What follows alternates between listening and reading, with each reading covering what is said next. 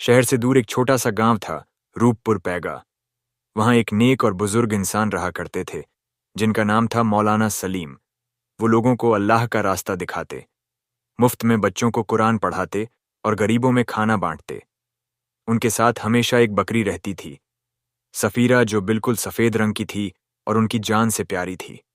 लोग कहते थे कि सफीरा कोई आम बकरी नहीं थी, बल्कि उसमें कुछ अजीब बात थी। वो बकरी जैसे सब कुछ समझती हो। मौलाना के दुख, दर्द और यहां तक कि दुआएं भी एक रात की बात है। पूरा गांव सो रहा था। चांदनी रात थी और हवा में ठंडक घुली हुई थी, मगर मौलाना सलीम के घर से अजीब सी खामोशी आ रही थी। सुबह जब लोग फज्र की अजान के बाद मस्जिद पहुंचे, तो मौलाना नहीं आए। उनका एक शागिर्द फैज दौड़ता हुआ उनके घर पहुंचा। दरवाजा खुला था और अंदर मौलाना सलीम मरे हुए पाए गए। उनका शरीर एक कोने में पड़ा था और उनकी आंखें खुली हुई थीं, जैसे मौत से पहले किसी बहुत बड़ी बात को देख लिया हो। मगर सबसे अजीब चीज यह थी, सफीरा, वो बकरी, उनके पास बैठी थी और उसकी आंखों से आंसू बह रहे थे। गांव वाले यह देखकर सन्न रह गए। सबने सोचा कि यह मौलाना की उम्र का असर है। मौत तो आनी ही थी, लेकिन सफीरा लगातार एक ही जगह ताकती रही, खिड़की के बाहर की तरफ। शाम तक मौलाना की जनाजा नमाज हुई, लेकिन सफीरा ने एक बूंद पानी भी नहीं पिया। और फिर उसी रात, जब गांव के सरपंच के घर से एक चीख सुनाई दी, मुझे कुछ दिखा, बकरी बोल रही थी। मौलाना सलीम की मौत को एक दिन बीत चुका था। पूरे गांव में मातम पसरा हुआ था, मगर एक अजीब सी बेचैनी भी फैल रही थी। जो मौलाना रोज कुरान की तिलावत करता था, रोजा रखता था, नमाज में कभी देर नहीं करता था, उसकी मौत अचानक, और वह भी ऐसे। उसी दोपहर गांव की कच्ची सड़क पर धूल उड़ाती हुई शाही सवारी आई। लोगों ने देखा कि 4 घोड़े पर सवार राजमहल के सिपाही आ रहे हैं। उनके साथ था एक सख्त चेहरा, मोटी मूंछों वाला शाही अफसर, मीर ताहिर बेग। सिपाही गांव के चौक में रुके और ताहिर बेग ने ऊंचे स्वर में ऐलान किया, राजमहल तक मौलाना सलीम की मौत की खबर पहुंची है। बादशाह सलामत ने हुक्म दिया है कि इसकी तफ्तीश की जाए। गांव वाले सख्त में थे। उन्हें क्या पता था कि यह मौत सिर्फ एक मौत नहीं थी, एक रहस्य की शुरुआत थी। ताहिर बेग मौलाना के घर गया। सब कुछ बारीकी से देखा। शरीर पर कोई झक नहीं था, मगर उनके तकिए के नीचे एक पुराना कागज मिला, जिस पर सिर्फ एक शब्द लिखा था, गवाह। और ठीक उसी वक्त मौलाना के आंगन में बैठी सफीरा बकरी ने जोर से मियाना शुरू कर दिया। मगर इस बार उस आवाज में एक धड़कन थी, जैसे कोई कुछ कहने की कोशिश कर रहा हो। ताहिर बेग की नजर बकरी पर पड़ी। क्या इस बकरी ने कुछ देखा है? उसने गंभीरता से पूछा। गांव के बुजुर्ग हाजी रजा ने कांपती आवाज में कहा, हुजूर, यह कोई आम बकरी नहीं है।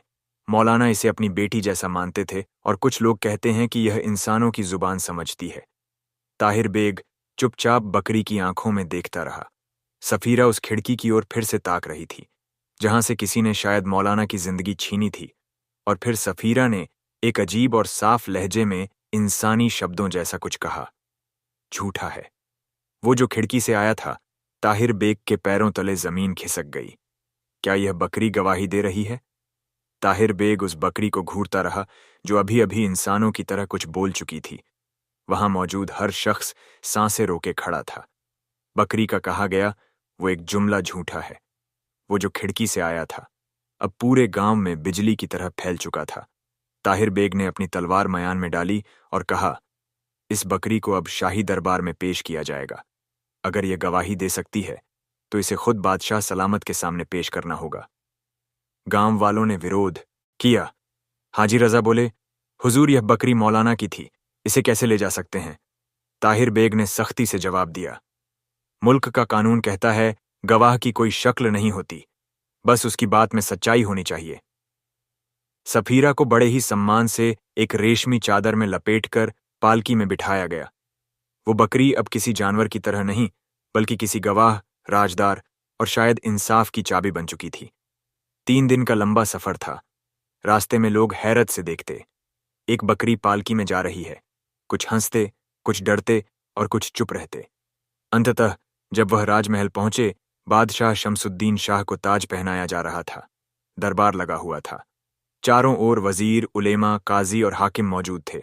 और फिर एक सन्नाटा छा गया जब ताहिर बेग ने कहा, हुजूर, یہ وہ گواہ ہے جو مولانا سلیم کی موت کی اصلی کہانی جانتی ہے۔ یہ ایک بکری ہے۔ دربار میں ہنسی کی لہر دوڑ پڑی۔ ایک بکری گواہی دے گی؟ وزیر اعظم نے کہا، کیا ہم مذاق بن گئے ہیں؟ مگر تبھی سفیرہ نے سب کی ہنسی روک دی۔ اس نے دربار کی طرف دیکھا اور صاف دھیمی آواز میں کہا، میں نے مولانا کے قاتل کو دیکھا ہے۔ وہ اس دربار میں موجود ہے۔ دربار سن رہ گیا۔ ہر چہرہ پیلا پڑ گیا۔ بادشاہ شمس الدین کھڑا ہو گیا۔ اگر یہ بکری سچ کہہ رہی ہے تو انصاف اسی دربار میں ہوگا۔ کل صبح اس کی پوری گواہی سنی جائے گی۔ راج محل میں وہ رات بہت بھاری تھی۔ پورا محل سناٹے میں ڈوبا ہوا تھا۔ لوگ بات کر رہے تھے، کیا واقعی ایک بکری انسان کی طرح بول سکتی ہے؟ اگر وہ گواہی دے دے تو کئی راز کھل سکتے ہیں۔ مگر سب سے زیادہ بے چین تھا میر طاہر بیگ۔ وہ جانتا تھا کہ سفیرہ کوئی عام جانور نہیں تھی۔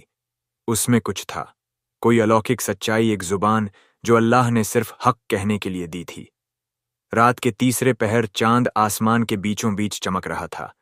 طاہر بیگ چپ چاپ محل کی اس کوٹری میں گیا جہاں سفیرہ کو ٹھہرایا گیا تھا۔ بکری ایک کونے میں بیٹھی تھی، مگر اس کی آنکھیں بند تھیں، جیسے کوئی ذکر کر رہی ہو۔ طاہر بیگ دھیرے سے پاس گیا اور دھیمے سور میں بولا، سفیرہ، تو نے کہا تھا تو نے قاتل کو دیکھا ہے؟ کیا تو مجھے اس کا نام بتا سکتی ہے؟ سفیرہ نے اپنی آنکھیں کھولیں۔ اس کی آنکھوں میں عجیب سی روشنی تھی، نہ ڈر نہ غصہ، صرف حق کی چمک۔ اس نے سر ہلایا اور پھر بہت دھیمے مگر صاف لہجے میں کہا، نصیر الدین طاہر بیگ کا دل جیسے ایک پل کو تھم گیا۔ نصیر الدین؟ مگر وہ تو وزیر اعظم ہے۔ بکری نے اپنی گردن موڑی اور آگے کہا، اس رات وہ کھڑکی سے آیا تھا، مولانا کو دھمکی دی تھی اور پھر اسے جھر پلا دیا۔ طاہر بیگ کانپ گیا۔ وزیر اعظم نصیر الدین بادشاہ کا سب سے بھروسے مند آدمی تھا۔ اگر وہ اس قتل میں شامل تھا تو یہ صرف ایک انسان کی موت نہیں تھی، بلکہ پورے ملک کی امانت اور انصاف پر حملہ تھا۔ مگر تو گواہی دے گی نا کل؟ طاہر بیگ نے پوچھا۔ سفیرہ نے سر جھکایا اور بولی، اگر میں زندہ رہی تو اللہ کی قسم میں سچ بولوں گی، چاہے میری جان ہی کیوں نہ چلی جائے۔ اور پھر طاہر بیگ نے فیصلہ کیا، اب میں تجھے اپنی جان سے بھی بڑھ کر حفاظت دوں گا۔ سفیرہ کل تیرا سچ پورے راج محل کو ہلا دے گا۔ مگر دربار کی دیواروں کے پیچھے کوئی ان کی بات سن رہا تھا، ایک چھایا جو دھیمے قدموں سے پیچھے ہٹ رہی تھی۔ نصیر الدین خود اس رات محل کی دیواروں کے پیچھے جو سایہ تھا وہ کوئی اور نہیں بلکہ وزیر اعظم نصیر الدین تھا۔ اس نے سب کچھ سن لیا تھا، سفیرہ کا وہ نام لینا، اس کا بیان اور طاہر بیگ کا وعدہ۔ وہ جانتا تھا کہ اگر یہ بکری کل دربار میں گواہی دے دیتی تو اس کا سیاسی تخت، اس کی عزت اور شاید اس کی جان بھی چلی جائے گی۔ وہ اپنے خاص بھروسے مند آدمی کو بلاتا ہے، ایک نہایت خطرناک اور تیز ہتھیارہ جس کا نام تھا راشد قریشی۔ راشد، اس بکری کو کل سورج نکلنے سے پہلے مار دینا ہے۔ کوئی ثبوت نہیں، کوئی آواز نہیں، بس کام ختم۔ رات کا تیسرا پہر چل رہا تھا۔ پورا محل نیند میں ڈوبا ہوا تھا۔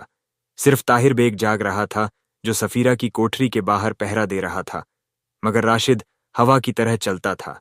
سایہ بن کر اس نے طاہر بیگ کو دور سے دیکھا اور پھر چپ چاپ محل کے پچھواڑے بنے پرانے تہخانے کے راستے بھیتر گھس گیا۔ سفیرہ اندھیرے میں اکیلی بیٹھی تھی۔ جیسے ہی راشد اندر گھسا، اس کی آنکھوں میں لال جھلک آ گئی۔ وہ اپنی چھری نکال ہی رہا تھا کہ گھر ایک عجیب ڈراونی سی آواز گونج اٹھی اور سفیرہ کی آنکھیں چمک اٹھیں۔ بکری نہیں، جیسے کوئی روح بول رہی ہو۔ راشد کانپ گیا۔ تو مجھے مارنے آیا ہے، مگر یاد رکھ میں مر بھی گئی تو سچ زندہ رہے گا، اللہ دیکھ رہا ہے۔ راشد ڈر کے مارے ایک پل کو تھم گیا، مگر اس کا دل پتھر تھا۔ اس نے چھری اٹھائی ہی تھی کہ پیچھے سے تلوار کی چمک آئی۔ طاہر بیگ آ چکا تھا۔ حرامزادے، تجھے کیا لگا بکری اکیلی ہے؟ طاہر بیگ نے وار کیا۔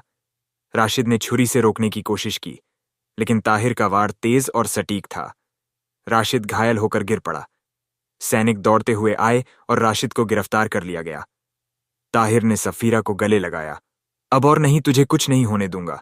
کل تو بادشاہ کے سامنے گواہی دے گی اور نصیر الدین کا چہرہ بے نقاب ہوگا۔ صبح کی اذان کے ساتھ ہی شاہی دربار گلزار ہو گیا تھا۔ دیوان خاص کی دیواروں پر ریشمی پردے لٹک رہے تھے اور بیچ میں بچھا تھا وہ سنہرا قالین جہاں بادشاہ شمس الدین شاہ بیٹھا تھا۔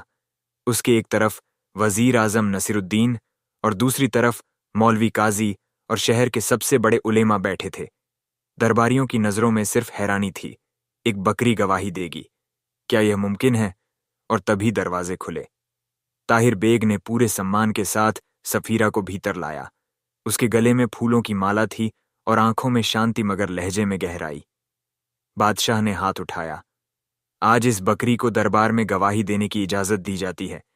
जो भी बोले उसे अल्लाह के नाम पर सच मानकर सुना जाएगा। सन्नाटा छा गया। ताहिर ने पूछा, सफीरा, क्या तू जानती है मौलाना की मौत कैसे हुई? सफीरा ने सिर उठाया और सबकी ओर देखकर कहा, हाँ, उसे झड़ देकर मारा गया। ताहिर, किसने मारा? बकरी ने सीधा देखा। नसीरुद्दीन की आंखों में वही जो अब बादशाह के दाएं हाथ बैठा है। वजीर नसीरुद्दीन पूरे दरबार में जैसे बिजली दौड़ गई, मगर तभी नसीरुद्दीन खड़ा हो गया। उसकी आंखों में घबराहट नहीं थी, सिर्फ मुस्कान। हुजूर, ये बकरी पागल हो चुकी है। ये कोई शैतानी करतब है। जानवर इंसानी जुबान नहीं बोल सकते। ये ताहिर बेग की साजिश है मुझे बदनाम करने की। दरबारी कुछ सहम गए। नसीरुद्दीन ने आगे कहा, ये इस्लाम के खिलाफ है। बकरी गवाही दे रही है। क्या यह फितना नहीं? क्या कोई जानवर इंसाफ कर सकता है? ताहिर बेग ने तल्ख लहजे में कहा, अगर यह गवाही झूठ है तो कल रात जो आदमी इस पर हमला करने आया था वह कौन था? वो तेरा आदमी था, राशिद। राशिद को घसीट कर दरबार में लाया गया। उसके चेहरे पर चोटों के निशान थे। मैंने हमला किया। हाँ, राशिद चिल्लाया, मुझे नसीरुद्दीन ने भेजा था बकरी को खत्म करने। अब बादशाह उठ खड़ा हुआ। उसका चेहरा सख्त हो चुका था। नसीरुद्दीन, क्या तू सच में इस कत्ल में शामिल है? नसीरुद्दीन खामोश रहा और फिर दरबार से भागने की कोशिश की, मगर ताहिर बेग ने उसकी तलवार की नोक पर उसे रोक लिया। दरबार के बीचों बीच जब नसीरुद्दीन भागने की कोशिश करता है तो ताहिर बेग बिजली की तरह आगे बढ़ता है और तलवार उसकी गर्दन पर रख देता है। रुक जा नसीरुद्दीन, अब तू कानून से नहीं बच सकता। बादशाह शमसुद्दीन शाह अपने तख्त से नीचे उतर आता है। उसकी आंखों में गुस्सा और अफसोस दोनों थे। नसीरुद्दीन, तूने मेरे बाप जैसे मौलाना सलीम को मारा और अब तू इस बेकसूर बकरी को भी खत्म करना चाहता था। तूने खुद को खुदा समझ लिया था। नसीरुद्दीन घुटनों पर गिर पड़ा, लेकिन बहुत देर हो चुकी थी। सैनिकों, बादशाह ने गरज कर कहा, इसे जंजीरों में जकड़ लो और काजी के हवाले करो। कल सुबह इसे खुलेआम सजाए मौत दी जाएगी, ताकि हर शख्स जाने के हक छुप नहीं सकता। सैनिकों ने नसीरुद्दीन को घसीटते हुए ले लिया। पूरा दरबार सन्न था। पहली बार किसी जानवर की बात को इतना मान मिला था। बादशाह फिर ताहिर बेग और सफीरा की ओर मुड़ा। सफीरा अब चुपचाप बैठी थी, मगर उसकी आंखों में कोई फक्र नहीं था, कोई घमंड नहीं, सिर्फ एक अद्भुत सुकून। इस बकरी ने वो कर दिखाया जो इंसानों की फौजें और अदालतें नहीं कर पाई थीं। बादशाह ने कहा, फिर उसने शाही मोहर उठाई और दरबार के सामने ऐलान किया, आज से ये बकरी सफीरा को आवाज इंसाफ का दर्जा दिया जाता है। इसे शाही संरक्षा मिलेगी और इसकी देखभाल हर उस शख्स का फर्ज होगा जो हक और सच्चाई में यकीन रखता है। दरबार तालियों से गूंज उठा। ताहिर बेग की आंखें नम। उसे अपनी मां की बात याद आई, बेटा, कभी भी हक से मुंह मत मोड़ना, चाहे वो बकरी की आवाज में क्यों ना हो। और अब वो हक सच में बोल चुका था। शाही जेल के अंधेरे कोने में लोहे की जंजीरों से बंधा नसीरुद्दीन बैठा था। रात का तीसरा पहर था। बाहर से सिर्फ पहरेदारों की हल्की सी चहलकदमी सुनाई दे रही थी। तभी एक अजनबी साया उसकी कोठरी के पास आया और दीवार के छोटे रोशनदान से एक मोड़ा हुआ कागज अंदर फेंक गया, फिर गायब हो गया। नसीरुद्दीन ने चौंकते हुए वो कागज खोला। उसके अंदर लिखा था, तू गिरफ्तार हो गया, लेकिन खेल अभी खत्म नहीं हुआ। मौलाना सिर्फ एक रास्ते की रुकावट था। असल निशाना है ताज हिजबे जुल्म। उसकी आंखें फटी रह गईं। ये खत साफ बता रहा था कि मौलाना की हत्या सिर्फ नसीरुद्दीन की लालच या रंजिश नहीं थी। ये एक बड़ी साजिश थी जिसमें कई और लोग शामिल थे। हिजबे जुल्म, उसने फुसफुसाया, ये तो वह गुप्त संगठन है जो इस्लामी सल्तनतों को अंदर से तोड़ने का काम करता है। उसी वक्त बादशाह को एक पुराना मोहरबंद संदूक सौंपा गया जो मौलाना सलीम के कमरे से बरामद हुआ था। उसमें एक डायरी थी। ताहिर बेग और बादशाह दोनों ने उसे खोलकर पढ़ा। डायरी में मौलाना ने लिखा था, मुझे शक है कि मेरे आसपास के कुछ चेहरे वफादारी का नकाब पहनकर झर फैला रहे हैं। ये सिर्फ सियासत नहीं, कोई और ताकत है जो दरबार तक घुस आई है। अगर मुझे कुछ हो जाए तो मेरी बकरी सफीरा के पास सब कुछ होगा। वो हर बात की गवाह है। बादशाह और ताहिर बेग दोनों कांप उठे। ताहिर बोला, इसका मतलब नसीरुद्दीन के पीछे कोई और भी है, कोई ऐसा जो अब भी बाहर है और सल्तनत को गिराने की कोशिश में है। बादशाह ने कहा, हमें अब सफीरा की ओर भी ज्यादा हिफाजत करनी होगी और तलाश करनी होगी उस छुपे हुए दुश्मन की जो इंसाफ का नकाब पहनकर जुल्म का बुनियादी चेहरा है। रात की नमी और रहस्य भरी खामोशी के बीच ताहिर बेग एक लालटेन की हल्की रोशनी में सफीरा को लेकर चला, महल के सबसे पुराने हिस्से की ओर, जहां मौलाना सलीम का कदीमी कमरा और लाइब्रेरी हुआ करता था। उस कमरे में कोई वर्षों से नहीं गया था। जालों से ढकी दीवारें, किताबों की धूल से भरी अलमारियां और एक भारी लोहे का ताला। ताहिर ने मौलाना की पुरानी चाबी से दरवाजा खोला। भीतर घुसते ही जैसे वक्त ठहर गया। यहीं पर मौलाना ने अपना आखिरी खत लिखा था। ताहिर बुदबुदाया। सफीरा कमरे में अंदर आई और अजीब बात यह हुई कि वो धीरे धीरे एक कोने में गई, एक पुरानी किताबों की अलमारी के नीचे सूंघने लगी, फिर अपनी सींगों से जमीन को खुरचने लगी। ताहिर ने गौर किया, वहां जमीन पर एक अजीब सी लकड़ी की पट्टी थी। उसने उसे हटाया तो नीचे एक पतली दरार दिखी। बहुत मुश्किल से उसने उसे खोला। नीचे एक छुपा हुआ तहखाना था। ताहिर ने सफीरा को गोद में उठाया और खुद नीचे उतर गया। वहां सिर्फ एक ही चीज थी, एक बक्सा जिस पर लिखा था, अगर मैं ना रहूं तो यह अमानत उसे मिले जो हक के रास्ते से ना डिगे। सलीम। ताहिर ने बक्सा खोला। अंदर थी एक पुरानी किताब जिसकी जिल्द पर उर्दू अरबी में लिखा था, सिफर जुल्म जुल्म का नक्शा, और साथ में था एक पुराना नक्शा जिस पर शहर की गलियां, महल, मस्जिदें और कुछ छुपे हुए रास्ते दर्ज थे, मगर उनमें से कुछ पर लाल निशान लगे थे, जैसे कोई खतरे की जगह हो। ताहिर की सांसें तेज हो गई। ये तो जुल्म के नेटवर्क का नक्शा है। ये दिखाता है कि हिजबेज जुल्म कहां कहां यहां फैला हुआ है। सफीरा ने उसी वक्त एक हल्की सी आवाज में कुछ कहा। वो शब्द अजीब थे, जैसे कोई पुरानी दुआ या कसम हो। कुल बल हक, अल्लाह शहीद, अल्लाह शहीद। ताहिर ने उसे गौर से देखा। ये तो वही अल्फाज हैं जो मौलाना अपनी आखिरी नमाजों में पढ़ते थे। क्या सफीरा को यह सब याद है? अब ताहिर जान चुका था, सिर्फ नसीरुद्दीन को गिरफ्तार करना काफी नहीं था। असल दुश्मन अब भी बाहर था और उसे गिराने के लिए उसे इस नक्शे के रास्ते से गुजरना होगा। अगली सुबह सूरज की पहली किरणें जमीन पर पड़ी ही थीं। जब ताहिर बेग ने नक्शे में चिन्हित की गई पहली लाल जगह पर सफीरा के साथ कदम रखा, यह जगह थी मस्जिद ए नूर, एक बहुत पुरानी वीरान मस्जिद जो अब लोगों की नजरों से लगभग ओझल थी। मस्जिद की दीवारों पर वक्त की दरारें थीं और अंदर अजीब सी ठंडी खामोशी। सफीरा चुप थी, लेकिन उसकी आंखें कुछ पहचान रही थीं।